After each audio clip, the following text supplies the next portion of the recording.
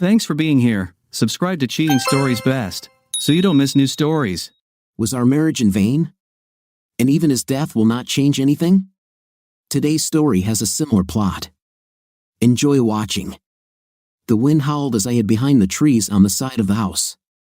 I hate the cold, I muttered, but there was nothing I could do but endure it. This had to be done regardless of the weather. The home security system looked good, but after years of working in construction, I knew a thing or two about how such systems are installed and how to hack them without causing an alarm. It only took me a couple of minutes of work. Opening the window, I threw out my tools and pulled out the machine gun I had bought at a gun show in Reno. I took a deep breath. The time has come, I said. Hey, Andy, look at this, my wife said, handing me a glossy brochure. I saw that it was a commercial for Paradiso, a new luxury resort that was set to open in 2 weeks on the Gulf Coast. And what? I asked. So what? She unfolded the brochure, revealing an invitation for the coming weekend. It looks quite expensive, I noted skeptically. Oh, rest assured, she said with a laugh, it will be very expensive once the place opens, but this invitation is intended to be a pre-opening, a sort of test cruise to sort things out with inconsistencies before paying customers arrive. Our agency is advertising the resort, which is why I received the invitation. It will be good for us and it won't cost us a cent. I was prepared to object because my football club was scheduled to play a match that Saturday, but Felicia's last words made me stop. After 8 years of our marriage, we hit a rough patch, nothing serious but quite unpleasant, and we were both aware of it. Part of the problem, of course, was my construction company, which had been desperately struggling to survive since the Great Recession began. We had some hard times. We even had to sell our house and move into a small to reduce our monthly expenses. But we survived, and now business is picking up, making all that effort worth it. Thank God Felicia has a job. She was the vice president of the largest public relations firm in Orlando, and her ability to move seamlessly between the Anglo and Latino communities made her a rising star. Her face and figure showed the best of Cuban features. I'm Cuban too, but I'll be the first to admit that Felicia looks much better than me. If anything, her income kept us afloat during the deep recession, but her success also placed increasingly greater demands on her. Late nights and long hours became all too common. All this caused us to lose some of the excitement that enlivened our marriage. We used to spend whole weekends in bed with each other. Lately, it's good if we find the strength for quick in the evening. We agreed on the need for change and even discussed ways to spice up our personal lives, but we haven't done anything yet. So when Felicia suggested we spend a long weekend together at this new resort, it occurred to me that this might be just what we needed to freshen up our marriage. It's nice that she was the one who suggested this. Besides, there really was nothing urgent in the office, and my football compañeros could do without their midfielder for one game. Having accepted the invitation, we packed our bags on Wednesday evening. It was a real treat to see Felicia pull out her skimpiest bikini along with some hotter lingerie. She's really going out of her way, I thought. On Thursday, we left work early. We drove west until we got to the Panhandle, then drove north through Florida, past Crystal River, until we saw the turn-off signs for the resort. Damn it, I exclaimed, this place is in the middle of nowhere. Why did they need to build a resort here? That's the answer, Felicia said. Developers believe there is a potentially lucrative but untapped market in Gainesville. They hope to attract wealthy University of Florida alumni to attend home football games. It's hard to find a place to stay close to campus. Why not head to a beautiful seaside resort just an hour's bus ride from the stadium? The resort has no competitors. To find something comparable, you have to go all the way to Clearwater. I winked at her. You are a very good PR woman, I said with a smile. I can be very convincing when I want. Once we got to the resort, I was impressed. In addition to a number of beach cottages with all the amenities, the resort offered a high-rise hotel. Our room was on the 8th floor, and I loved that Felicia was able to snag an ocean view room. We unpacked our bags. Then, I called the front desk. By the time we had changed into our swimsuits and sat on the veranda, a smiling young man brought us 2 mojitos.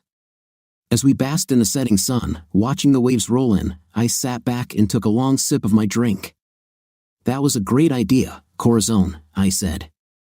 How much would all this cost if we paid for it? I asked. Let's just say you'll have to build a lot more buildings before we can afford to stay here at full price, she said with a grin. By the time we finished our second mojito, feeling completely relaxed, I looked from the beach to my wife's bikini and started to get ideas.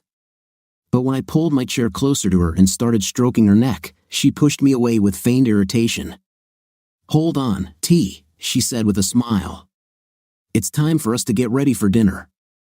There are 2 different restaurants here at the resort, and I want to see if they are as good as the owners say. Then she ran her fingers over my chest. But if after dinner you're still in shape.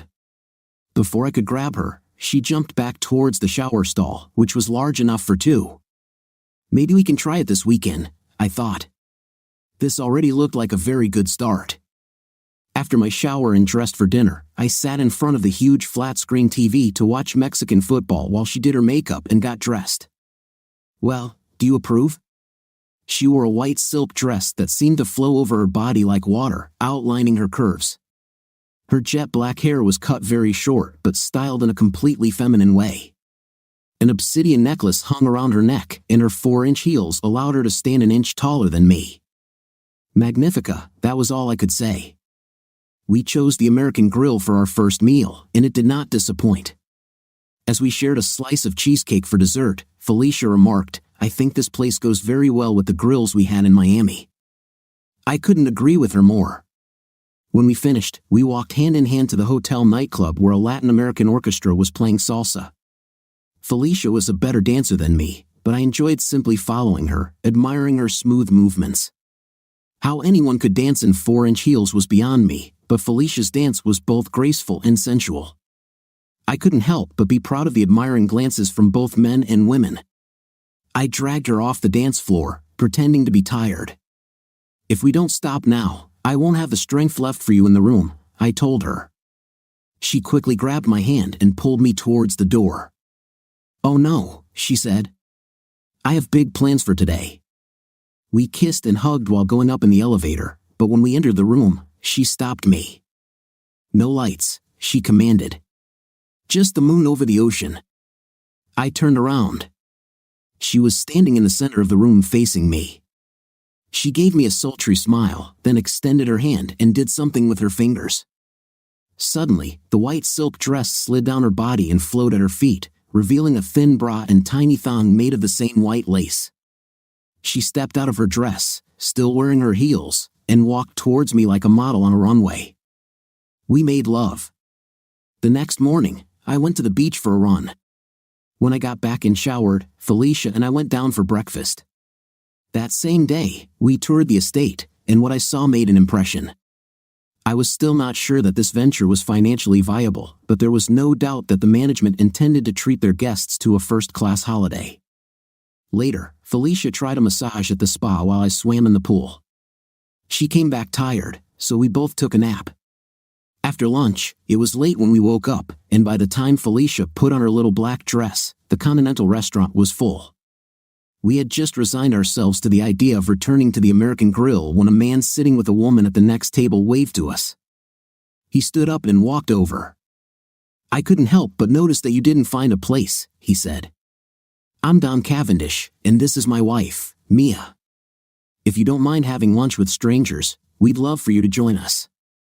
I looked at Felicia questioningly, and she nodded encouragingly. So I shook his hand. Don, I'm Andy Salazar, and this is my wife, Felicia. We would be glad to accept your kind invitation. As I approached the table, I looked at them. They were definitely an attractive couple.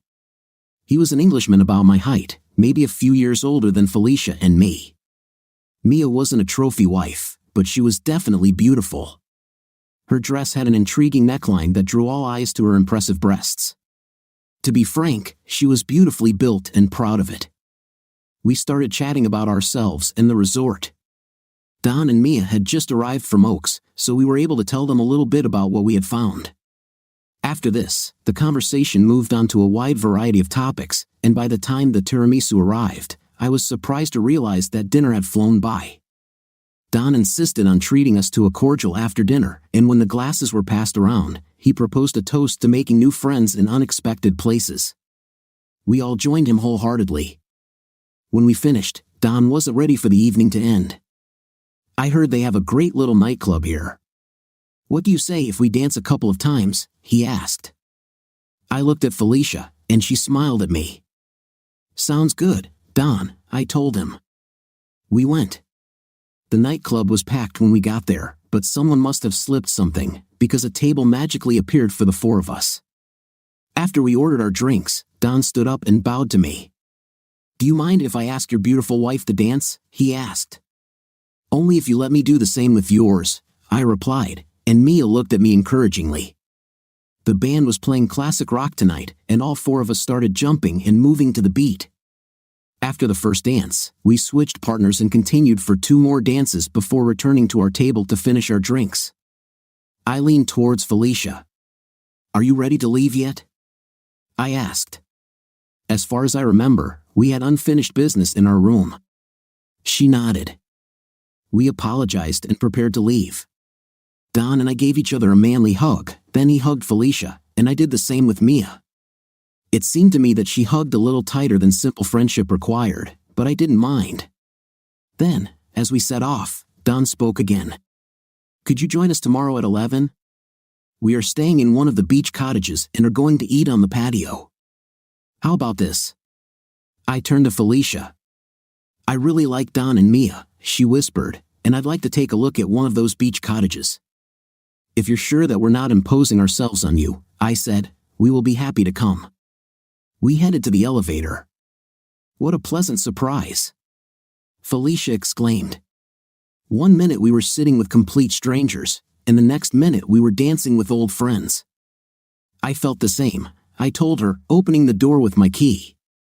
"What do you think about Mia?" I asked. "She was very nice," Felicia said, starting to undress, but I didn't have the opportunity to talk to her in detail. Then she turned and gave me a cheeky smile. "But I know exactly what you thought about her. You couldn't take your eyes off her breasts." I tried to deny it, but Felicia didn't want to hear anything. "Well, I think now it's time for you to pay attention to this couple. Mine may not be as big as Mia's, but I think they'll respond very sweetly if you kiss them." It was the perfect excuse to scoop my wife into my arms and lay her down on the big bed. Neither food nor dancing prevented us from making very pleasant love. It was late morning when we arrived at Don and Mia's cottage. The brunch they prepared was truly impressive, and lunch on the large screened-in porch at the back of their cottage was delicious, especially with the breeze from the ceiling fans helping to cool us down. By this time, we all felt very comfortable with each other, so when Felicia and Mia wanted to sunbathe next to the infinity pool, I was not surprised. Don had another idea and invited me to join him on their deep-sea fishing yacht. Even though I've lived in Florida my whole life, I've done very little deep-sea fishing, and I couldn't wait to go with him.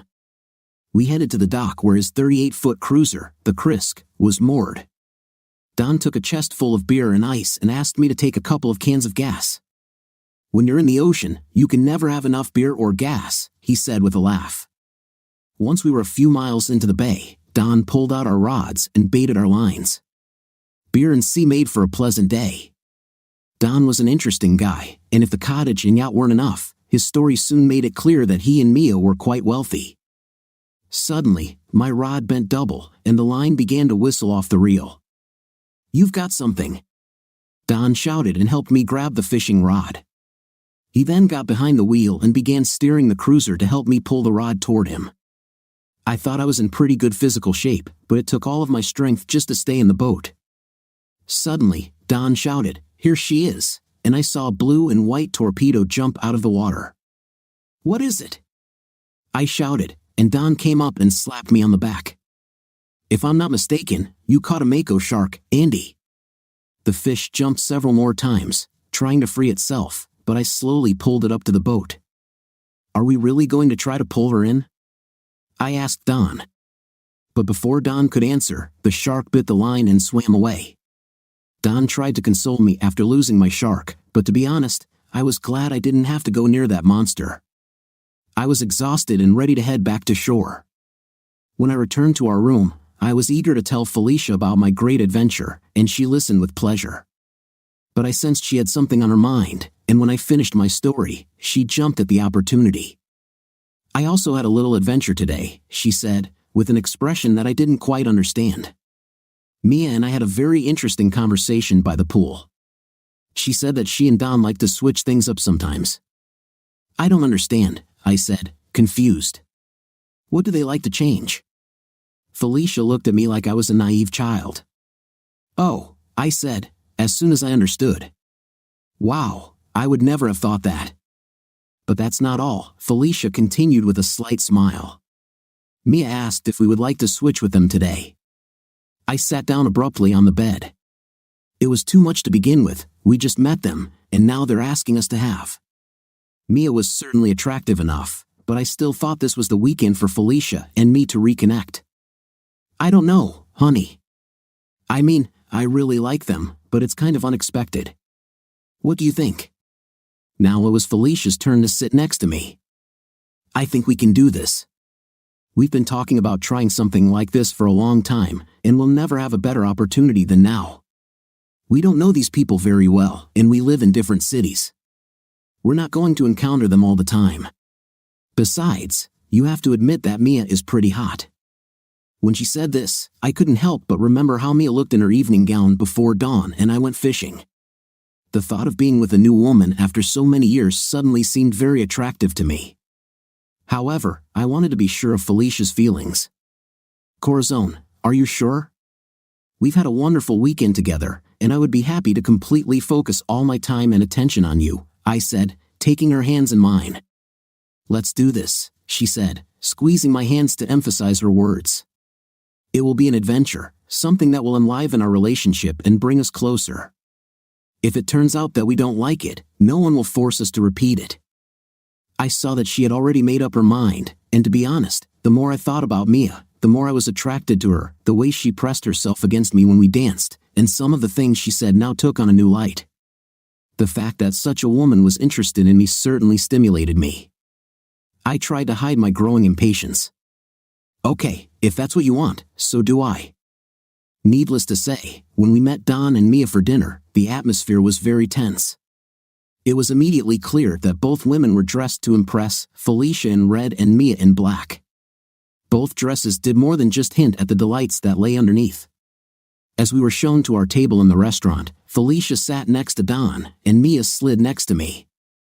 We were all feeling a little dizzy, and the waiter must have realized something was going on, even though we tried to be discreet. By the end of dinner, I was ready to take it to the next level, but the ladies wanted to dance first, and Don and I reluctantly agreed. The orchestra played mostly slow jazz that evening, and the dancing became a prelude with music. Eventually, both ladies decided to visit the restroom together, and Don and I sat down at our table to finish our drinks. He leaned over, handed me his key, and said quietly, "Why don't you and me use our cottage tonight, and Felicia and I will go to your room? We can all meet for breakfast tomorrow morning." I nodded, gave him the key, and took one last sip of my mojito. Just at this time, both ladies returned, laughing and looking at us with burning eyes. "I think it's time to go," Mia said, taking my hand. I looked back to catch Felicia's eye. "Have fun, Corazon," I said, and she smiled at me. "And you too, Andy." As Mia and I walked to her beach cottage, we clung to each other like teenagers in love, whispering and giggling at each other's innuendos. But when we went inside, Mia turned into a tigress. I looked at her, her feminine curves and protruding breasts made a delightful contrast to my wife's slender, athletic body, and we made love. The next thing I remember, Mia was shaking me awake. "Wake up, love. We'll be late for breakfast." I clumsily rolled out of bed and began to pull on my somewhat wrinkled clothes. As we approached the main building, she took my arm. "You were great last night, Andy. Someday we'll have to do this again." "Exactly, Mia," I replied, but the truth was that now that our night of love was over, I was starting to worry about Felicia and how her night had gone. With Mia was great, but now I needed to know how my wife felt. When we entered the restaurant, Felicia and Dawn were already seated. "Hello, sleepyhead," Felicia said with a smile. "We were beginning to doubt that you would ever get up. I even ordered breakfast for you." She leaned over and kissed me quickly. "Did everything go well for you yesterday?" I asked quietly. She nodded. Everything was amazing. What about you? It was good, I told her. Maybe we can talk about this later, of course. But first, you better eat, you look exhausted. I smiled shyly and started eating breakfast. While eating, we discussed our plans for the day. Mia wanted to take Felicia and me on a boat. Don was unable to join us because he had to go to the small office his company maintains in Crystal River for a conference, but he convinced us to go without him. Mia is as good a sailor as I am. She's been on the yacht many times without me, he said. The weather was beautiful, so another boat ride seemed nice, and watching two beautiful women in bikinis would be appealing too. So Felicia and I went to our room to change clothes, but as we rode up the elevator, I felt myself becoming increasingly sleepy. When I continued to yawn, Felicia laughed. Mia must have really tired you out last night, she said cheerfully. I had to admit that I barely slept. Why don't you lie down and take a little nap? Felicia suggested. Looks like you really need some rest. Mia and I can do without you. I really wanted to go with them, but I could barely keep my eyes open. I plopped down on the bed and closed my eyes. Felicia kissed my cheek and headed for the door. I'll put up a do not disturb sign, she said. Sleep well, Andres. The next thing I heard was a knock on the door and a voice shouting, Salazar. Mr. Salazar, are you here? I tried to sit up, but the knocking continued. Just a minute. I shouted. I'll get up now. What time is it? I asked myself, looking at the clock on the bedside table. I was shocked to see that it was almost 4 o'clock in the afternoon. The knocking resumed, drawing my attention again. Shaking my head to clear it, I rose to my feet and walked unsteadily towards the door. When I opened it, a hotel employee with a worried expression on his face stood there. We've been looking everywhere for you, Mr. Salazar, he said breathlessly.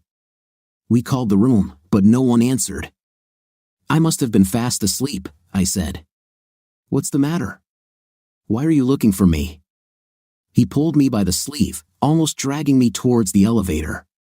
There's been an accident, he said urgently. You must come with me. His words sent a surge of adrenaline through me, and I finally began to fully wake up. But in spite of my repeated inquiries, the man told me nothing except that there had been an accident and that I should go with him. When we got to the main floor, he led me outside to where a bunch of uniformed men stood. I found him, the employee shouted. I found Mr. Salazar. What's happened? I asked in despair. What's happening? A man in a Coast Guard uniform pointed towards the bay. At first, peering into the distance, I couldn't see anything. But then I noticed what looked like a helicopter circling around a faint column of smoke. I don't understand, I managed, as fear tightened my throat. Another officer picked up an iPad.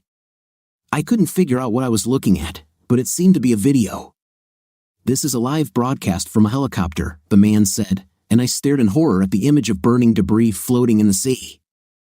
It looks like there was an explosion and fire. What kind of boat was that? I asked in fear. As far as we can tell, it was a Krisk heavy cruiser, he said, and my knees went weak. I swallowed and tried to carefully formulate my next question. What about the survivors? Was anyone saved? I looked at him expectantly. He looked at me sadly. The helicopter didn't find any life signs, and the diver they lowered didn't find any bodies in the water. Then, perhaps seeing the look on my face, he added, but we'll send a boat over from Marine Safety in Tampa now so they can do a more thorough search. An unbidden memory of Mako the shark flashed through my mind. I shuddered and tried to erase this image from my imagination. What could have done this? I asked, pointing to the broadcast from the helicopter. Looks like a bomb exploded, the officer shook his head. We see things like this happen too often. Something goes wrong in the boat engine compartment and it fills with smoke. Then, when someone tries to start the engine, an explosion occurs. This is how many boaters die. His radio began to crackle, and he stopped to talk. When he finished, he turned to me again. Our cruiser is now in place to continue the search. Now, there's nothing you can do. Why don't you go back and wait in your room so we can find you if we have any more news? I didn't want to leave, but I didn't want to stay there either. So, I turned to go back into the house. Behind me, someone quickly said, "Poor people," and my heart sank even lower. If the professionals were so pessimistic, what hope could I have?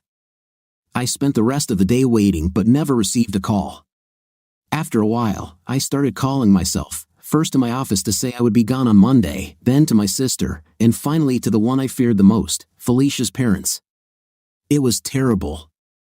Later, there was a knock on the door, and when I opened it anxiously, I saw a waiter with a tray of food. "The manager thought you might like a snack, sir," he told me. I gave him a tip and asked him to thank the manager for his concern. But although I hadn't eaten anything since breakfast, I had no appetite. Every few minutes, I got up and went out onto the balcony to look out over the bay. Although it was already dark, I still hoped to see the lights of a helicopter or perhaps a rescue boat heading our way. But alas, nothing happened. Due to anxiety and lack of sleep, I couldn't fall asleep. So, to keep myself busy, I started packing our things. As I bent down to pick something up from the floor, I noticed a piece of lace under the bed.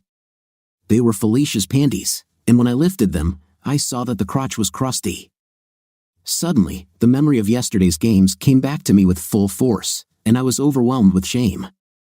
Instead of being with my wife, I spent the last night of her life with another woman. This, in turn, made me think of poor, passionate Mia. She was probably dead too. If only I had been with them, I could have done something to prevent the accident or perhaps save them.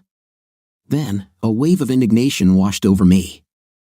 If Mia hadn't worn me out, I would have been there with them and might have been able to save Felicia. Then my thoughts turned to Don, and I realized that he must be experiencing the same torment as me. I collapsed on the bed and cried, my emotions constantly changing from guilt to grief, from anger to despair. It was the worst night of my life. As I lay there, I continued to remember the details of my life together with Felicia. We both attended Florida Atlantic University in Boca Raton and played football. That's how we met. One day after training, she came up to me and started talking about tactics. She looked really good in her soccer shorts and tank top, and I couldn't take my eyes off her. We dated for the last 2 years of college and got married right after graduation. I began to understand Felicia better after meeting her family. Her parents, as I learned, were ardent anti-communists. My father's family owned a sugar plantation in Cuba when Batista was in power, but after Fidel Castro's revolution came to power in 1959, landowners eventually lost their plantations and were forced to work their own fields in desperation. Her grandparents left the island on a small boat and arrived in Miami penniless. Felicia's mother was born in Miami and grew up in extreme poverty. She and her husband, Felicia's father, both worked low-level jobs so Felicia could go to college. As a result, Felicia was absolutely obsessed with success. Once, when we were dating, she told me that after seeing how her grandparents and parents were forced to live, she vowed that she would never be poor again. This memory made me feel even worse about the way our life together had turned out. The 2008 housing crisis was particularly bad for Florida, and my thriving construction company suddenly found itself on the brink of bankruptcy. For a while, we had to stop all new construction, and for a couple of years, we struggled to survive on renovation work. Felicia and I were forced to sell our home and move into a small to survive. I felt like a failure, but Felicia never complained. Her support, both emotional and financial, was critical to our survival, and our lives began to recover. And now, I may never have the chance to truly express my love and gratitude to her. We both neglected church and college, but now, on long nights, I repeated all the Ave Marias and Paternosters of my childhood, asking for a miracle. This was all I had left. I must have dozed off towards morning because I was awakened by a quiet knock on the door. When I rushed to open it, there was another Coast Guard officer standing there. For a moment, hope flared within me, but the solemn expression on his face quickly quelled it. "I'm very sorry, Mr. Salazar, but the decision has been made to stop searching for survivors," he said in an emotionless voice. "But you can't do that," I shouted. "It's light now, and it will be easier to find them. You must keep looking." He shook his head patiently. Mr. Salazar, our boats have special radar to search the surface of the water, and our helicopters have infrared scanners to search for heat signatures. We combed the area all night. If there was something or someone there, we would have found it already. I must have had a stubborn look on my face because he continued, Sir, I've investigated a lot of boat explosions, but this was one of the worst I've seen. It is extremely unlikely that either of the two passengers survived the first explosion and fire. Then, seeing the ashen expression on my face, he reached out to grab my shoulder. It is also extremely unlikely that any of them suffered. The explosion was strong enough to blow the boat to pieces. Well, they probably didn't feel anything. I wanted to scream. I wanted to get them back on the water and find my Felicia. I wanted to die myself. But I just stood there and looked at the floor. Finally, I looked up at him. Thank you, officer, for doing everything you could, I said. He shook my hand, turned, and solemnly left. I closed the door and sank to the floor. I don't know how long I lay there, but I jumped when I heard another knock on the door. When I opened it, 2 men in uniform were standing outside. Salazar? Asked one of them. When I nodded, he asked again, Andre Salazar? Yes, I said. It's me. Who are you? He reached into his pocket and pulled out his ID. We're from the Citrus County Sheriff's Department. We'd like to talk to you about what happened in the bay yesterday. Okay, I said obediently. It was the last thing I wanted to do right now, but I thought there was probably going to be some kind of official police investigation. We sat down in the living room, and the deputy asked, Where were you when the accident happened? The question seemed strange to me, and I didn't like the way he emphasized the word accident. But I told him that I was in the room between breakfast and 4 o'clock in the evening. It's 6 o'clock, he said. What were you doing in your room all this time? I took a nap, I said, my irritation growing. You must have had a lot of fun last night, he said with a grin. I just stared at him. Did anyone see you while you were napping? The sheriff's deputy asked sardonically. Controlling myself, I managed to answer, as far as I know, no one. I slept the whole time, so there's no one who could confirm your location between 10 a.m. and 4 p.m., right, Salazar? He said, drawing out the syllables in a mocking drawl. I stood up abruptly.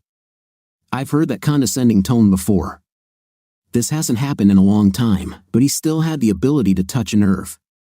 South Florida is heavily Latino. In fact, nearly 60% of Dade County's population is Hispanic, with nearly half of them foreign-born. But as you move north, this percentage drops sharply, and especially in rural areas, it's not uncommon to encounter some of the same old prejudices. But that didn't mean I had to accept it. What does all of this mean? My wife just died in a terrible accident, and you're asking questions like I'm a criminal suspect, I said angrily. You were the one who used the term suspect, said another officer. That was the last straw. I was so furious. Officers, I know my rights, and I'm not going to answer any more questions without a lawyer, I said firmly. The 2 men looked at each other. The first one closed his notepad. I assume you know what it's like, Senor Salazar, he said. Sounds like a U.S. citizen who knows his constitutional rights, I snapped. He shrugged, and both headed towards the door. Okay, then. We'll meet you and your lawyer tomorrow at the Citrus County Sheriff's Office in Inverness, he said and walked out. It took me a few minutes to calm down. Then, I grabbed the phone and called Jose Pasco, my lawyer in Orlando. When I told his secretary who was calling, she connected me immediately. Andy, he said, answering the phone. We were all shocked when we heard the news. Please accept my deepest condolences on the passing of your beautiful wife. The bad news was not long in coming. I thought, that's why I'm calling, Jay. I'm still here at the Paradiso Resort and I've just been questioned by 2 bigots from the local sheriff's department as if I were a criminal suspect. I am here in an English-speaking country and I think I urgently need a lawyer. Look, I'm sure this is all just a misunderstanding, but just in case, we need to find you someone local, someone who's in court. Let me make a few phone calls and I'll call you back. I thanked him and plopped down in a chair. I could feel the pain throbbing in my head. This nightmare was getting worse every minute. About an hour later, the phone rang and I answered impatiently. It was Jose. I have good and bad news. Let me start with the bad. How well did you know Don and Mia Cavendish? He asked me. We only met them this weekend. Well, Mia Cavendish is the former Mia Reynolds. Her father is one of the richest and most powerful men in Marin County. He owns the largest thoroughbred horse farm in Ocala. The bottom line is that none of the major Central Florida law firms will touch your case. They all depend on Mr. Reynolds, he told me. Crap, I exclaimed. So what should I do now? Well, the good news is that I have found a lawyer in Inverness who will represent you. Her name is Gina Ellerby. The bad news is that she is quite young and inexperienced, but several people in the area recommended her, he explained. I'm sure she'll do a great job with your case. Okay, I said. If you think she can protect me from the fanatics, then that's enough for me. Okay, he replied. Because I've already contacted her office. She'll meet you there at the resort in the morning, and the two of you can drive to Inverness to meet with the sheriff's department. I'm sure you and she will work things out, he paused, and again, Andy, I'm so sorry for your loss. Please let me know if there's anything else I can do to help. Thank you, Jose, I answered with difficulty. My emotions were raw, any reminder seemed likely to set them in motion. Resort management called a little later to tell me I could stay an extra night if I needed it, and I thanked them for their generosity. I then called my office to see how things were going. Even in this sad time, I knew that I could not neglect my work. I spent the rest of the day in the agonizing process of organizing Felicia's memorial service. I felt I owed it to her friends and family, as well as to her. Then I spent another painful, sleepless night trying to figure out what happened. The next morning, after breakfast, I was waiting in the room for my new lawyer. Hearing a timid knock on the door, I opened it and saw a young, fresh woman. Good morning, Mr. Salazar, she said, holding out her hand. I'm Gina Ellerby, your lawyer. When she entered the room, I involuntarily stared at her. Jose warned me that she was young, but this woman looked like she had just graduated from high school. She was attractive enough, but she reminded me of one of those starlets that the Disney Channel seems to churn out like clockwork. She turned around and caught my gaze. Is everything okay, Mr. Salazar? She asked in a high-pitched voice, like a little girl's. Excuse me, I said, but could you tell me how old you are? I understand that it was impolite of me, but I couldn't help myself. Her face turned red, and she stood up straight, although that didn't help much. I know that I look younger than my age and that I have a child's voice, Mr. Salazar, but I'm 27 years old, graduated from law school, passed the bar exam, and was accepted to practice law in the state of Florida. Now, if that's not enough for you, I'll leave, and you'll find another lawyer to represent your interests, she said hotly. I raised my hands, stopping her at the same time and apologizing for my rudeness. Sorry, Miss Ellerby. You just took me by surprise. Look, we got off to a bad start. Let's try again. My name is Andre Salazar, but my friends call me Andy. I would like you to represent me. She took a deep breath and extended her hand to shake mine. Apology accepted, she said. I'd like to call you Andy, and you can call me Gina. I look forward to working with you. So, Mr. Pasco has given me a brief summary of your situation, but I would like to hear more details from you, she said. Well, I began, Felicia and I arrived here on Thursday. Oh, Andy, she interrupted. What am I thinking? I'm so sorry for your loss. I wanted to say this when I entered. I nodded. At that moment, I had nothing more to say except to thank her for her concern. I then briefly recounted the weekend's events, although I didn't talk about our little exchange with Don and Mia on Saturday night. For some reason, it seemed to me that talking about this would be a betrayal of Felicia's memory. While I read, Gina took notes. When I finished, it was time to go. Gina volunteered to drive, and as we headed east, she said, I don't foresee any problems. I've already looked at the Coast Guard reports, and they show it was a boating accident. I believe that our meeting today is just routine to close the matter. On this matter, I added, you've had the misfortune of running into a couple of hillbillies, but don't worry, they'll behave differently around me. I felt better that Gina was my lawyer. She was clearly prepared, and I liked her attitude. We arrived at the Inverness Sheriff's office. Sheriff McGee himself wanted to talk to us. It soon became clear that this would not be a routine activity. He began by repeating the same questions his assistants had asked about my whereabouts on the day of the accident. I was very uncomfortable admitting that there was no way I could prove that I had been in the room all day. You say that you slept from about 10 a.m. until almost 4 p.m. You must be very tired from last night, the sheriff noted, raising his eyebrows. I shifted uncomfortably in my chair. This was a place I wanted to avoid. Well, we danced for quite a long time in the nightclub, I said. He made a note on his notepad. So, how would you characterize your relationship with your late wife, Mr. Salazar? He asked, taking me by surprise. Okay, Sheriff, very good, I said quickly. I mean, we had our disagreements like any couple, but we had a great marriage. Gina gave me a sharp look, and I realized that she didn't like my answer. The sheriff nodded thoughtfully. So, you were a happy and faithful husband, he asked, and I quickly nodded in agreement. Then why, Mr. Salazar, did the resort staff see you leaving the nightclub in the company of Mia Cavendish and not your wife? Why did you and her retreat to her beach cottage and not come out until the next morning? As I hemmed and hawed, I could see Gina's shocked expression out of the corner of my eye. I belatedly realized how suspicious my attempts to protect Felicia's reputation sounded. The only thing I could do now was to confess to this whole sweeping skirmish. Look, Sheriff, Felicia and I were talking about trying to spice up our love life a little, and when the opportunity arose with Don and Mia, we decided to give it a try, I finished. I hope you will be careful. Felicia's parents would be very upset to learn about this, especially now. I'm sure you understand. He didn't answer but made another note on his notepad. Then he changed gear. Did you and Mrs. Salazar have insurance policies? He asked. I shook my head. No, we never bought them. I always thought it was a bad investment. So, you won't gain anything financially if your wife dies unexpectedly? No way, I said angrily. Even the accident insurance provided by your wife's employer? He asked. Oh, I said in confusion. I completely forgot about that. I saw Gina looking at me with horror.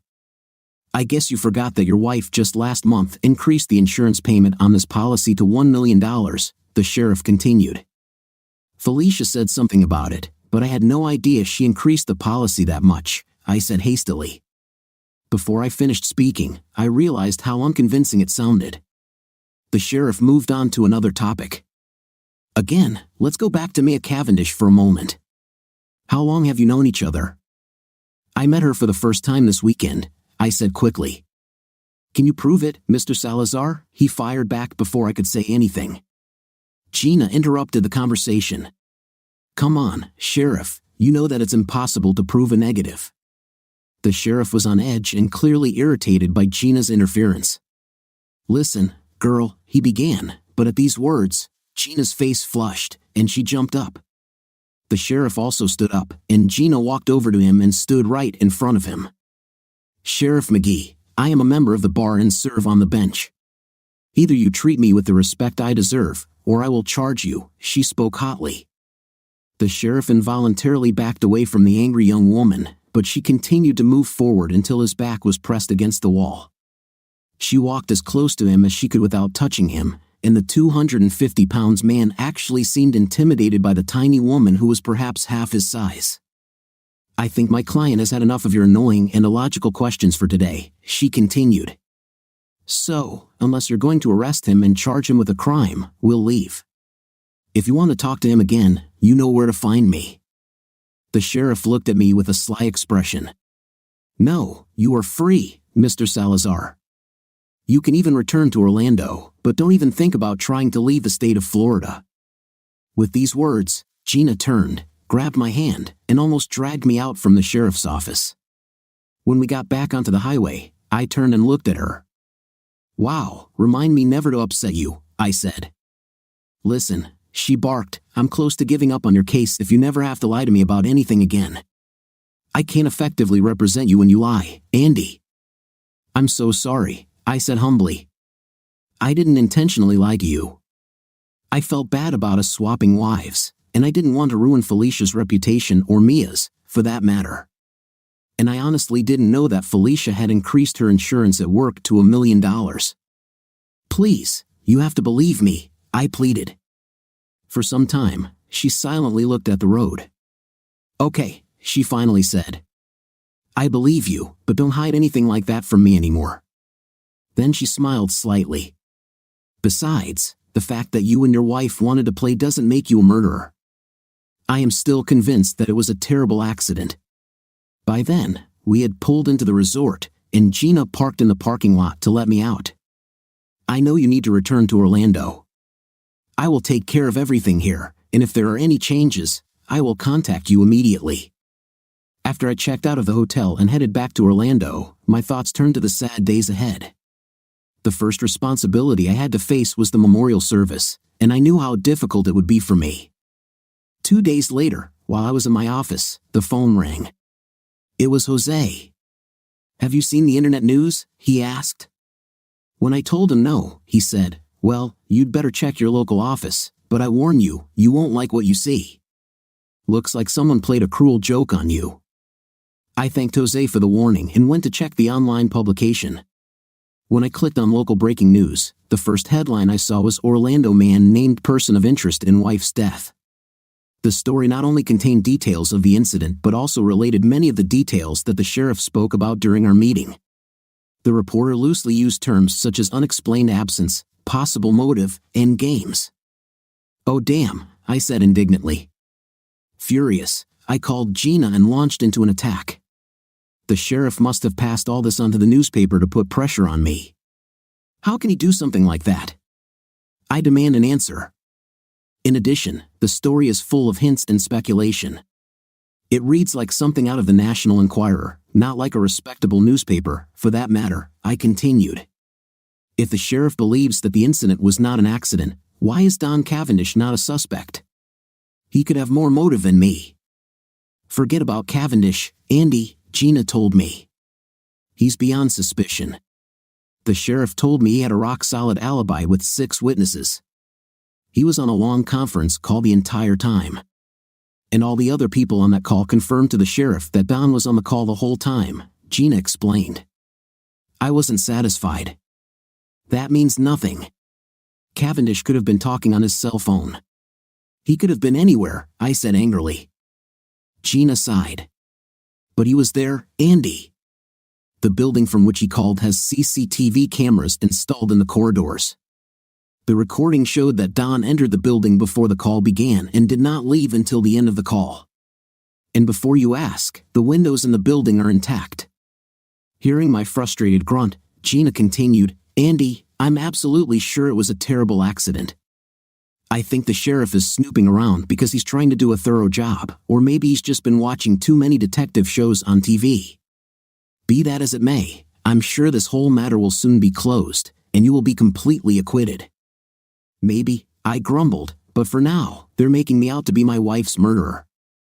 There wasn't much else in the news for the next few days, but now I was really afraid to go to the memorial service. Not only would I have to come to terms with my pain and loss, but there were also all these rumors and suspicions. I wanted to hide, but that would make me look even worse.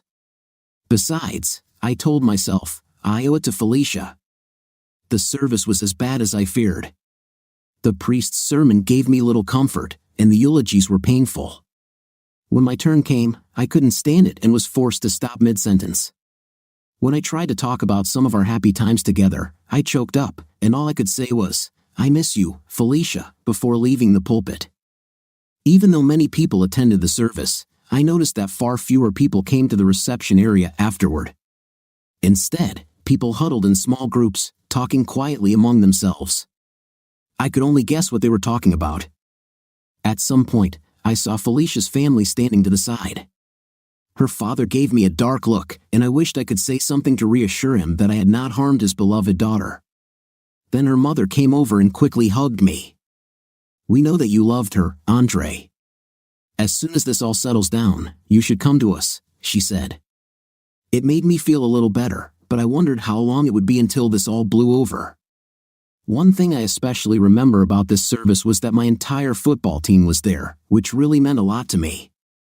The last of the group was Domingo, our striker. He was small but fast, like summer lightning. He came up and hugged me. "Hey, Andres, hold on, hombre. We all know you didn't do anything," he said, smiling widely. "You're a damn Boy Scout. In all the games we've played, you've never gotten a red card." I couldn't help but smile as I thanked him. I just wanted others to have the same confidence in me. A week after the memorial service, I was working in my office when Gina Ellerby walked through the door. "Gina, what are you doing here?" I asked in surprise. "I have some information for you, so I decided to come to you if you're not too busy." No, not at all," I said. "I'm glad you're here. I just didn't want to cause you any inconvenience." "What did you find out?" She told me. She went to the sheriff and asked how the reporter knew about the sheriff's investigation. I asked him if he had taken a second job at the Sentinel, she said, but he denied any involvement. "But he admitted that he recorded the interview and that someone else could have heard it," she said. I thought about the two sheriff's deputies and decided that one of them was the likely culprit. I didn't like it, but there was little I could do. The cat was out of the bag, and all I could hope for was that my name would be cleared as soon as possible. But when Gina showed up in my office again a week later, my hopes for a quick vindication were dashed. "The sheriff let me know that they found some new evidence," she said, and it was clear from the expression on her face that this was not very good. "Fishing craft cans washed ashore," she said. "Your fingerprints were all over them." I shook my head irritably. "Of course they are." "It doesn't mean anything," I told her. "When Don and I were loading the boat to go fishing on Friday, I brought extra fuel on board. Of course my fingerprints will be all over those cans." She nodded. "I believe you, Andy. It just doesn't look very good. If I were a prosecutor addressing a jury, I would tell them that there are 3 requirements to prove a crime: motive, means, and opportunity. Felicia's insurance provides an obvious motive. Your fingerprints on those cans suggest means, and the fact that you have no alibi for the 6 hours on the day this happened suggests opportunity. But I've already explained what happened in all 3 instances," I objected. "I know," she replied, "and that's probably why they didn't press any charges. But I've seen cases where juries have reached a verdict based on evidence that was not much more reliable than this." I looked at her with alarm and despair. This is turning into a nightmare. What do I need to do to convince people that I had nothing to do with this? She thought for a moment. "The weakest link in this case is the question of your whereabouts on Sunday afternoon. The resort manager told me that the sheriff's people interviewed all the employees to see if anyone had seen you during this time." "I slept in my room," I shouted. "But no one knows this. I'm stuck having to prove a negative." Gina began to pace around the room. "There must be some way to prove that you didn't leave the room." After a pause, she asked, "Aren't all the doors at the resort open with a card key? Won't the resort have a record of every time someone entered the room?" "No," I said. "Card keys don't work like that. Each door lock is a self-contained unit programmed to respond to a specific code on the card. The code is valid only for that door and only for the duration of the guest's stay. But the locks are not connected to anything. In fact, to change the codes on a lock, you need to insert a special device into it." Then I gulped as an idea struck me. "But I recently read an article that described some new systems that actually communicate with the central computer, so that the hotel has a record of all comings and goings. Paradiso is a brand new, first-class resort. I wonder if they have such a system." It was a faint hope, but it was all I had, so I grabbed the phone and called the resort. The manager remembered my name, and when I explained my question, he began to understand why I was so excited. "Paradiso is a modern establishment in every respect," he told me. "Including our card system. Why didn't you say anything earlier?" I demanded. To be honest, I've never worked in a hotel with such a system before, and with the preview and the official opening, we were so busy that I didn't even think about it. But apparently, the system is operational. I'll go check it out." A few minutes later, he picked up the phone again. "You might be in luck, Mr. Salazar. The system is working, and we have data on the server from previous weekends. Please take note, as these are vitally important to me. I begged him.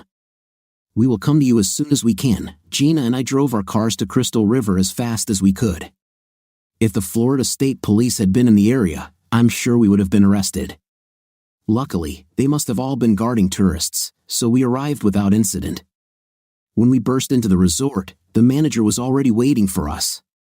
He led us to where the computer system was located and pulled out a stack of printouts he had made for us.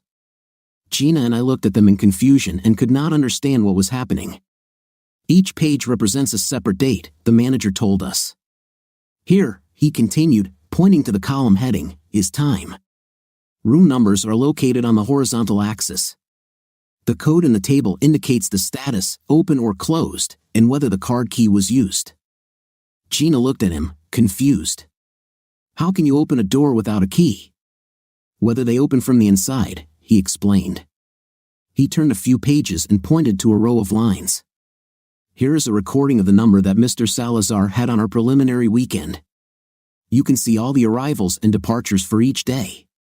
And here, he said, turning to the next page, is the report for that Sunday. As you can see, the door was opened without a key shortly before 8:30 a.m., presumably when you and your wife came down for breakfast. I glanced at Gina. I didn't want her to tell the manager that Don Cavendish was in the room. Here, he continued, you see that the door was opened with a card key at 9:57 in the morning. About 30 minutes later, the door opened without a key, probably when your wife left the room. After this, you can see that the door did not open again until 3:56 p.m. I turned to Gina. But that doesn't help us at all. I could have left the room with Felicia at 10:30. But if you left, then how could you return to the room when the maid found you there at 4 o'clock? Don't you understand? You had to be in the room the whole time. This proves that you were telling the truth about your whereabouts on Sunday. I opened my eyes wide and hugged her. You're a genius, Gina. Then I turned to the manager. Can we take this? He replied that he printed them out especially for us. With a printout in hand, we rushed to the sheriff's office in Innis. Sheriff McGee was just about to leave when we pulled into the parking lot. Gina opened the car door and ran up, waving the printout in her hand. Sheriff! Sheriff, she shouted. We have evidence. He got out of the car and she laid out the papers on the hood. She rapidly explained what they were and what they depicted. The sheriff looked at the printouts with suspicion but seemed to understand what we were trying to explain about the resort's key card system. This proves that Andy was in his room all this time. There was no way he could leave without it logging in the system. Don't you see? This proves that the explosion was just a terrible accident, nothing more. The sheriff looked at the printout for a few minutes, then collected the pages and put them in the car. I'll have to take a closer look at them, and I want to talk to the resort manager too. He got behind the wheel and turned on the ignition. Then he rolled down the window. If this turns out to be true, he said reluctantly, you've done well, girl, this time. Gina was so pleased that she didn't even react when the sheriff drove away. She turned around and hugged me. I think we did it, she said. I hugged her back. You're a genius, Gina, I repeated. This calls for a celebration. Let me invite you to dinner. You name the place. Gina took us to McLeod House Bistro, a 100-year-old house in Innis that has been converted into a restaurant. We had a leisurely dinner on the deck under the canopy. While we ate, I took the opportunity to learn more about Gina. I found out that she went to a second-rate law school here in Florida. If she had earned any honors, such as law review or moot court, she did not mention them. She passed the bar on her second try, she admitted, but couldn't find a job at a law firm. She didn't give up, though, as I already found out. So, she started practicing on her own. It was a real struggle for the first year or so, but someone must have given her a good recommendation because she began taking on all the legal work involved in developing a new resort outside of Crystal River. She embarrassedly admitted that this was her first criminal case. Her personal life was equally unremarkable. Apparently, she had a boyfriend but hadn't seen him for a long time and didn't want to talk about him. At the same time, it was clear that she did not have much income, so she did not leave the house often. She didn't have many friends in the area, so she led a rather secluded life. As I listened to her, I came to the conclusion that she was not the most astute lawyer I had ever met. Additionally, I felt that her girlish appearance and voice were major barriers that made it much more difficult for potential clients to take her seriously. But she was energetic, honest, and decisive, qualities I admired. More importantly, it seemed her persistence led to the discovery of evidence that could remove me from Sheriff McGee's suspicions. I had to admit, she was really nice and funny, even if she looked more like a college freshman than a practicing lawyer. I liked her, and at the same time, I felt a little sorry for her. After dinner, I told her I had to return to Orlando, but she asked me to go to her place for coffee. "This will help you stay awake on the way back," she said, and I relented because I felt obliged to her. When we got to her house, she gave me a little tour that ended in the bedroom. I half expected to see boy band posters on her walls. Thank God there weren't any, but she had a teddy bear on her bed. As I turned to go back into the living room, she grabbed my arm and stopped me. "Andy," she said very seriously, "I want you to fire me." I was shocked. "Why, Gina? I don't understand." She smiled shyly at me. "Because if you don't, it will be a violation of legal ethics." With these words, she pulled me towards her, stood on tiptoes, and kissed me passionately on the lips. I hadn't been with a woman since Mia Cavendish, and Gina was definitely desirable, but I forced myself to stop and pushed her away slightly. "Gina, are you sure? What about your boyfriend? And how about?" But she put her fingers to my mouth to stop me. "It's okay," she said breathlessly. "I really want this." We made love. The next morning at breakfast, she was visibly happy, humming to herself and even stopping to do a little dance move for me. I was glad that she didn't feel any guilt about our night. She gave me a smug smile. "Well, what does it feel like to be above suspicion in your wife's death?"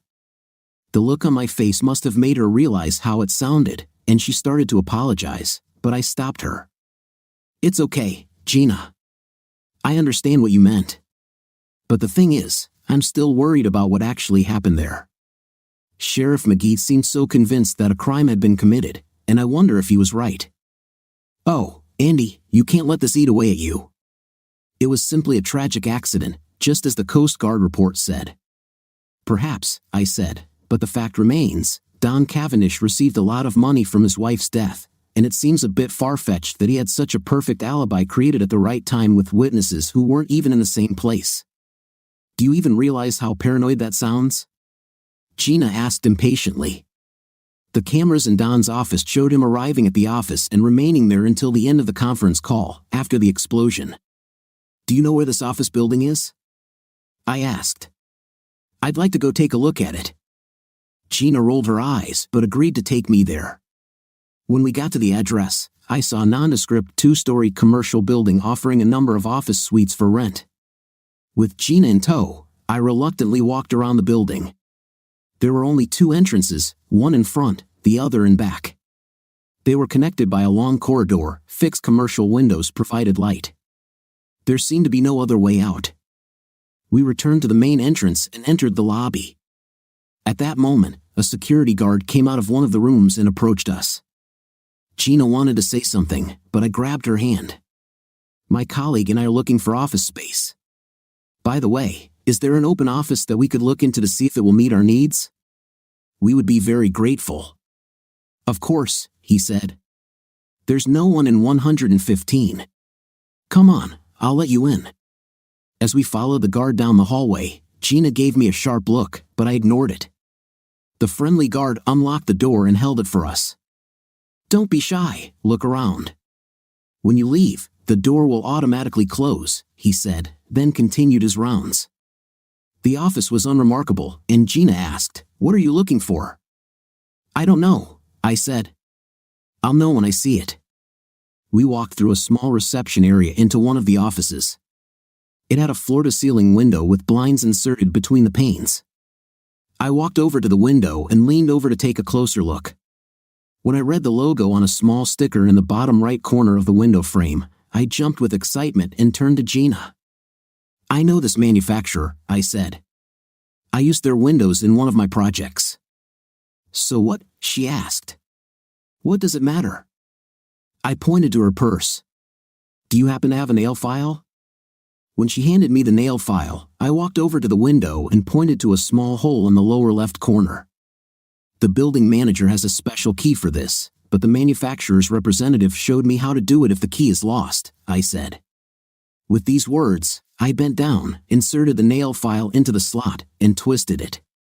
Hearing a click, I stood up, put my hand on the edge of the window, and pushed. The window quickly swung open, one edge turned outside the building, the other inside the office. Gina gasped. I smiled triumphantly. This is called a center pivot window. This allows cleaners to clean both sides of the window without having to go outside, which is a major advantage for upper floors. But it also makes it possible for someone on the ground floor to sneak out of the building without using the hallway. I closed the window and locked it again, returning the nail file to her. I took her hand. Let's go. We have to try to find the sheriff. Wait! Gina shouted so sharply that I froze. Andy, think about what you're doing. What are you going to tell the sheriff? That Don Cavendish was physically able to leave this building undetected? Okay, but we have no evidence that he actually did it. And there's no evidence that he somehow got to the boat and caused the explosion. There's really no evidence that anything happened other than the horrific accident that the Coast Guard report showed. Listen, she continued, the sheriff didn't arrest you because the circumstantial evidence wasn't strong enough. He's not going to arrest a prominent businessman from Ocala on even weaker evidence. She took my hand. Andy, I know you're upset about your wife and outraged by the accusations against you. But you'll look even worse if you start talking about murder without good reason. It was an accident. Just let it go. I knew there was a lot of truth in her words, but my intuition told me I wasn't mistaken. I looked at Gina. Okay, I'll stay away from Sheriff McGee for now. But I want to talk to Cavendish and hear what he has to say. Gina stared at the floor. You can't do this, Andy, she said quietly. Why not? I demanded an answer. Because he left town, she said. I tried to contact him to get some information, and his office told me that he had left Ocala and gone away indefinitely. You see? I shouted. It means he has something to hide. She looked at me sadly. Andy, go back to Orlando. Take care of your business. Try to start a new life.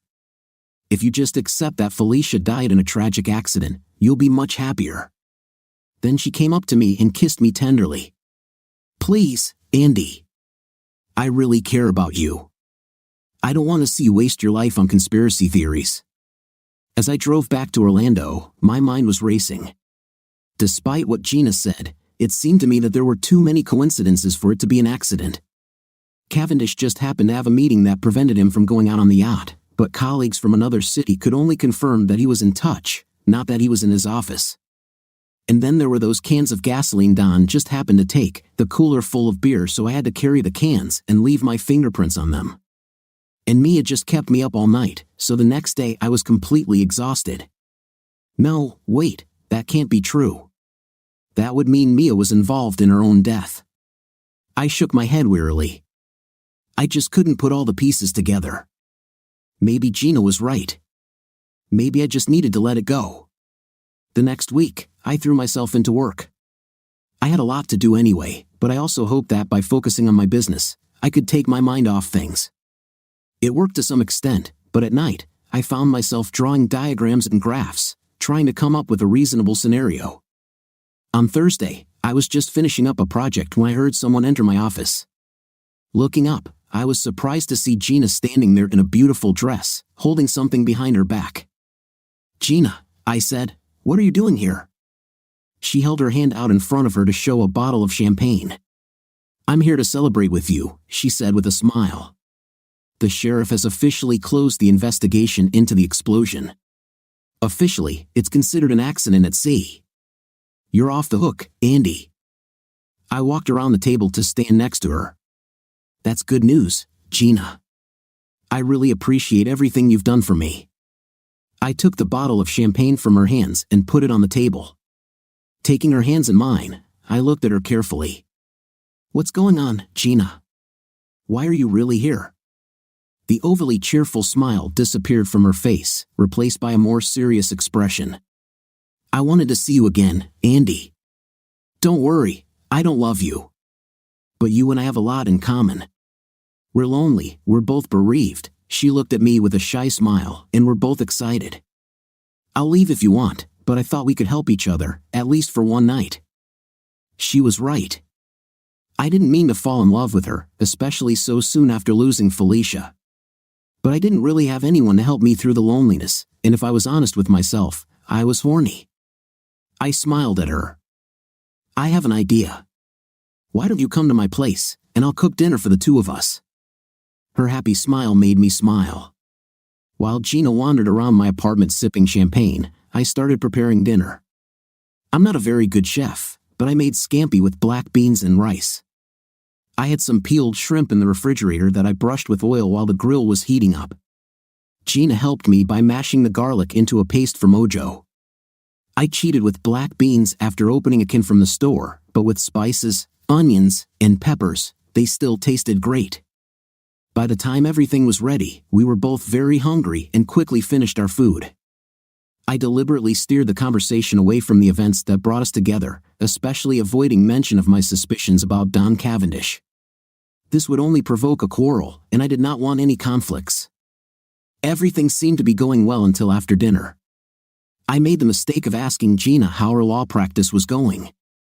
Her face fell, and I realized belatedly that perhaps one of the reasons she had come to Orlando was because her work at the resort had dried up and she was struggling to make ends meet. I also suspected she hadn't heard anything from her boyfriend, and their relationship or lack thereof was taking a toll on her. I couldn't say much to encourage her, but I hugged her and tried to support her. After a while, she raised her head and kissed me as a sign of gratitude, after which we made love again. We both dozed off and woke up only in the early morning. She pulled me towards her again, and I happily complied. I may not be in love with her, but she was a sweet and woman I couldn't help but admire. When we were lying in bed later, she sat up and became more serious. "I have to tell you something," she said, and I tensed, wondering what would happen next. She looked almost embarrassed. "I think I know where Don Cavendish is," she said. "Where?" I asked, sitting up in bed, my heart beating faster. "I went to the resort to see if they had a job for me, and in the office, I noticed a package in the outgoing mail with Don's name on it. The address was in Lake Tahoe. I wrote this down for you." I started to get out of bed, but she grabbed my hand. "There's something else," she said, "but I'm not sure what it means. I found out that Don's business is a major investor in Paradiso." I started getting dressed. "I don't know what that means either, but I do know that I'm going to Tahoe. I have to get to Cavendish and find out what really happened." "Wait," said Gina. "I want to go with you." "No," I said sharply. "This is my concern, not yours. Besides, if my suspicions are correct, this could get dangerous. You need to go back to Inverness. I'll let you know what I find out." She reluctantly agreed and soon left. I called my office to let them know I wouldn't be there and then started checking flights to Lake Tahoe. The best option was to fly to Reno. The flight departed mid-morning, and I hurried to the airport to make it on time. When my plane finally arrived at Reno Tahoe International Airport, I discovered that I had made one strategic faux pas. I hadn't checked the weather. An early snowstorm enveloped the entire area. For a guy who had lived in sunny Florida all his life, this was a real problem. However, I swore that I would not be intimidated. I managed to rent a 4x4 at the airport and paid extra for a set of chains. Then I went shopping in Reno. By the time I finished my errands, it was already quite late, so I found a cheap motel and settled in with some takeout. I decided it would be wiser to head to Lake Tahoe in the morning light. After breakfast, I headed south on I-580 and then turned west on Nevada 431. The roads were plowed, and the traffic had melted most of the remaining snow, so I was making good time. As I approached Galena Creek Park, I stopped and put chains on my tires because the snow on the road was getting thicker as I climbed. The Mount Rose Highway was a nightmare, heavy snowfall, sharp turns, and a constant incline. I wondered about the tall red posts along the highway until I realized they were there to guide the snowplows. My God, I thought, Is the snow really that deep?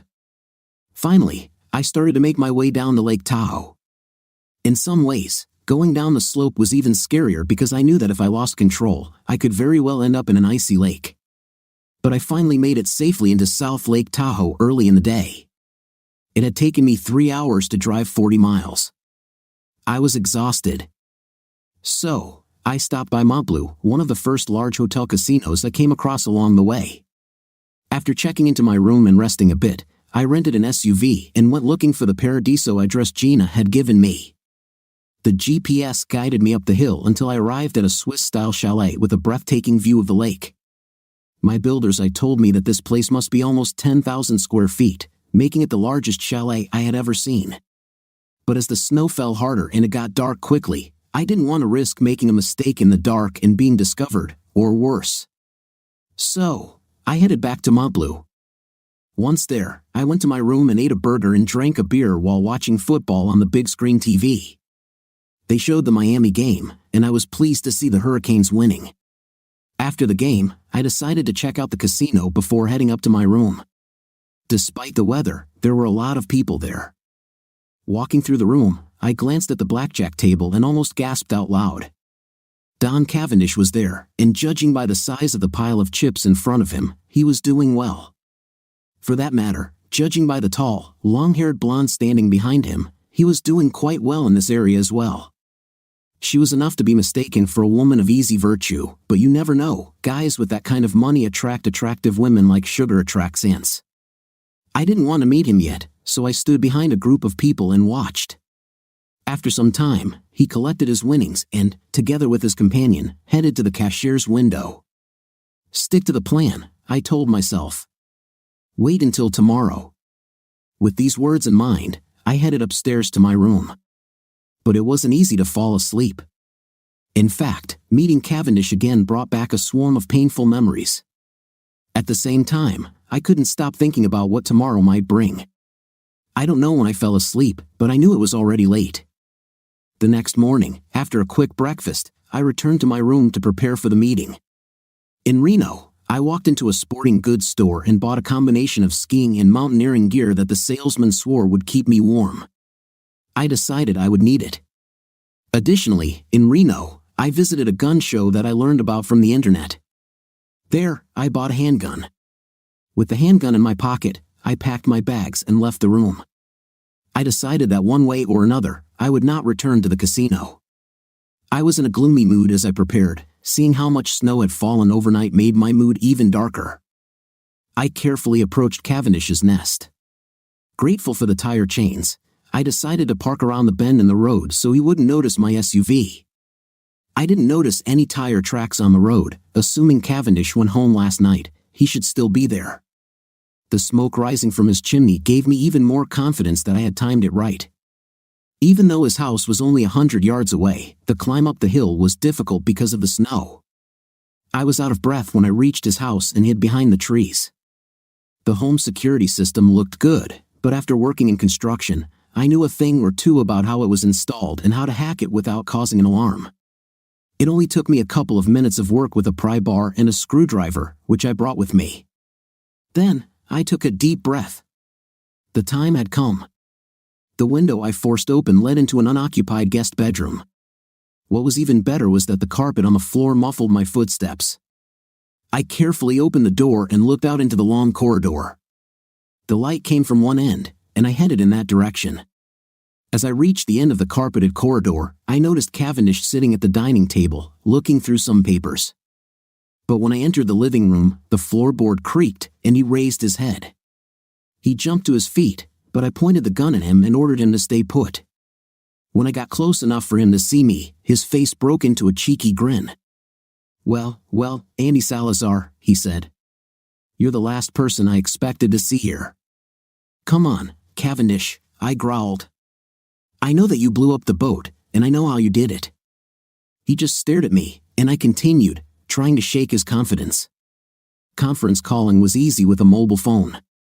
You could answer that call from anywhere, and your colleagues would never know. Figuring out how you faked the video from the office building was more difficult until I went there and saw the center pivoting windows. Not many people realize how easy it is to open them if you know the trick. I saw a twinkle in his eye and thought I might have gotten to him. Getting to the yacht must have been a piece of cake. There was probably a motorboat waiting for you. No, he said arrogantly. It was a scooter. Even faster and easier to hide. And since I was wearing a wetsuit, no one recognized me. But why did you do it? I pressed. You already had a fortune. How much more did you need? Now it was his turn to frown angrily. This is where you are wrong, Salazar. All the money was in Mia's name. She insisted on a prenuptial agreement when we got married and used it to keep me on a short leash. I wanted her dead almost as much as I wanted her money. Then his smile returned and became even wider than before. Of course, money wasn't the only thing I wanted. At that moment, I felt the barrel of a gun press into my neck. You'll live much longer if you put the gun on the floor, whispered a voice behind me. In desperation, I bent down and put the machine gun on the floor. Kick him, came the command. I kicked him away from Cavendish. At least he wouldn't have it on hand. The person behind me backed away and began circling around the room, ending up next to Cavendish. Seeing the long blonde hair, I cursed at my own stupidity. Crap, I muttered. I never thought she could still be here. Cavendish was grinning from ear to ear. You still don't understand, Andy. He nudged the blonde, and she reached up to her head with her other hand, beginning to fiddle with her hair. After a minute, she grabbed her golden locks and pulled them completely off her head, revealing short black hair in a pixie cut. Oh my God, Felicia, I gasped, almost reeling from the sight. She smiled at Cavendish. See, Don? I told you this disguise was good. I was shocked. Have you been part of this the whole time? I asked incredulously. She looked at me triumphantly. Who do you think put a double dose of sleeping pills in your breakfast on Sunday morning? Who do you think increased my insurance to give you a motive? Who do you think put even more sleeping pills in the cocktail I made for that Mia so she wouldn't cause us any trouble when Don came out to the boat? Now Cavendish was showing off. It was so simple. By the time I got to the yacht, Mia had already fallen asleep, so it was easy for me to hoist her on board and throw her over. Then, I planted a bomb in the engine compartment, and Felicia and I got the hell out of there. I dropped her off at the bay where the car was waiting for us, then went back to Crystal River and slipped into the building without anyone noticing. The explosion explained the disappearance of the women, and the evidence against you cleared me of suspicion. Trying to understand what they were talking about, I muttered, but this means that all this was supposed to happen? Oh yes, my dear husband, Felicia interrupted. We fell in love soon after I started doing PR for Paradiso. When Don told me about his problem with Mia, we began looking for ways to deal with it. We decided that an accident at sea would be the perfect way to get rid of her and let me disappear at the same time, she said smugly. Oh, she added, and the preview was my idea. It worked great to get you to the resort where we could pull it off. I was stunned. But why, Felicia? Why did you do this? I thought we were happy together. You loved me. Her face flushed, and there was a wild look in her eyes. In an almost manic voice, she screamed, You know why? I already told you. I will never be poor again. I recoiled from her vehement outburst. Felicia seemed to regain her composure as she walked over and hugged Cavendish. Now that Mia is out of the way and everyone thinks I'm dead, we'll never have to worry about money again. I love him, and we can be together forever. No, a voice shouted from the corridor. I looked back in surprise to see Gina standing there. She looked very young in the pink jumpsuit, but the gun she was holding in her hand was real. Tears streamed down Gina's face. It's not true, she shouted at Felicia. Don loves me. He promised me that he would divorce Mia, and we could be together. I stared at her in amazement. Don was your boyfriend? But her attention was focused solely on Cavendish. You said you loved me. You promised. Cavendish's grin returned. Did I say that I love you, Gina? I'm afraid I took a little poetic license. But you were useful to me. You made promises. Gina protested, already sobbing. Oh my dear, you should already know that men are ready to do anything to seduce a young woman. While I enjoyed our flirtation, what I really wanted was your skills, or lack thereof, as a lawyer. I kept you in business with legal work for Paradiso so you'd be around to represent good old Andy after I made sure no other lawyer would do it. I figured that after you failed at Paradiso, our boy would be convicted based on circumstantial evidence. But you couldn't even do that right, could you? No, you're just a stupid, immature little girl. At these words, Gina's pain gave way to rage, and she screamed, "Don't call me a little girl." She probably accidentally pulled the trigger and shot at Don. Felicia screamed and shot at Gina. Felicia turned and knelt next to Don, crying and shaking him. I decided that this was my only chance and ran to her. I jumped to my feet and threw the gun away from her. I rushed over to see if I could help, but there was no pulse in his neck or wrist. Poor little Gina. What a shame, I thought sadly. I walked back to Felicia and stood, looking down at her through her tears. She reached out her hand to grab my pant leg. "Help me, Andy," she begged. "Help me, Corazon." I pulled my pants out of her hands. "It's too late, Puta," I said with a grin. Then I took out my cell phone and dialed 911. Having given the operator the address, I told her that it would be better for her to send not only an ambulance but also the police. "There has been a double murder," I said, assuring her that I would be waiting to let them into the house. Then I sat down in front of the window and began to look at the large flakes of wet snow softly falling onto the lake. The scenery was beautiful, but I prefer the sand and ocean. I reached into my other pocket and pulled out a miniature recording device I had bought in Reno. It only took a few clicks of buttons to make sure it captured everything that happened. I put it on the table to give it to the police. Subscribe to our channel so that your second chaff doesn't cheat on you, and go ahead and listen to the next story, because this story is nothing compared to the next one. If you're under 18, don't even think about listening to the next one. What do you think of our story? I think the story is exciting with an interesting plot twist. In this story, I was on my husband's side and fully justify his actions. What is your opinion? Write in the comments. Until new videos.